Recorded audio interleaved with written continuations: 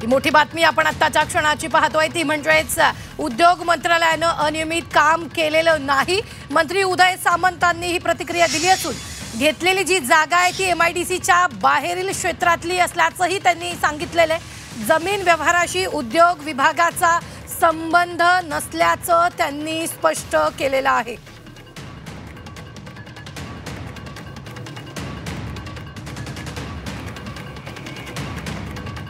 तर आपण पाहतोय घेतलेली जागा ही MIDCच्या बाहेरील क्षेत्रातली असल्याचं यावेळी उदय सामंतांनी म्हटलेलं आहे। जमीन व्यवहाराशी उद्योग विभागाचा कुठलाही संबंध नाही असं उदय सामंत। एकच राज्यात खळबळ उडाली आणि कोरेगाव पार्क मधला जो जमीन घोटाळा आहे त्याच्यामध्ये आता 2 अधिकाऱ्यांचं निलंबन झालेलं आहे।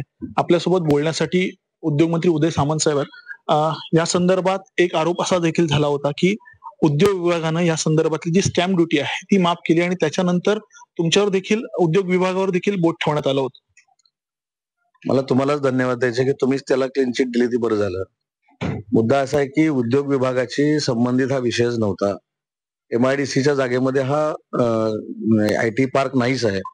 IT पार्कला कशा पद्धतीचे बेनिफिट्स उद्योग विभागाने द्यायचे अशा काही कंडिशन्स आहेत ज्याचा कागद मी तुम्हाला दिला।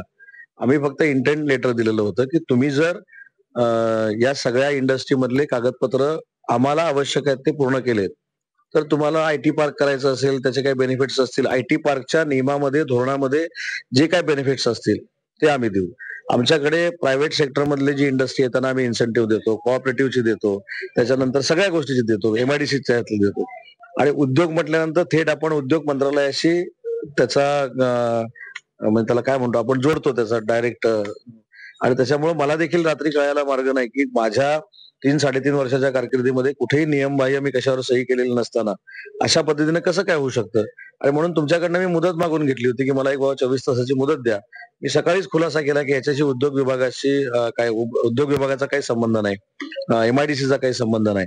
आणि स्टॅम्प ड्युटी रद्द करणं न करणं हा त्या प्राधिकाराचा अधिकार आहे। त्याच्यामुळे तिथनं जर काय झालं असेल तर ते माझ्या डिपार्टमेंटला कळणार नाही, मी ऑलरेडी सांगितलेलं होतं। त्याच्यामुळे उद्योग विभागाचा याच्याशी काही संबंध नव्हता।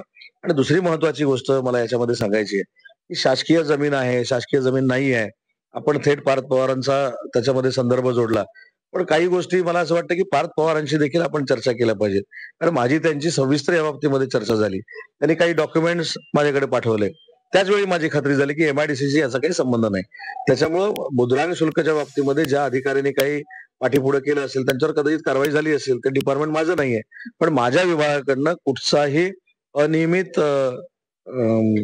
बेनिफिट हा इंडस्ट्रीला दिला नाही आणि तो IT पार्क MIDCच्या क्षेत्रामध्ये नाही। आताच एक बातमी आली की 2 अधिकाऱ्यांचं, एक तहसीलदार आहे आणि एक उपनिबंधक आहे, यांचं निलंबन केलं आहे। म्हणूनच मी सांगितलं ना, या डिपार्टमेंटचा महसूल विभागामध्ये काय झालं असेल मला माहित नाही, परंतु माझ्या विभागाशी याचा काही संबंध नव्हता। मी इन्सेंटिव्ह दिला नव्हता आणि जे 21 कोटीची स्टॅम्प ड्युटी ही 500 रुपये भरून उद्योग विभागाने घेतली त्याच्यामध्ये काही तथ्य नव्हतं, ते साबित झालं।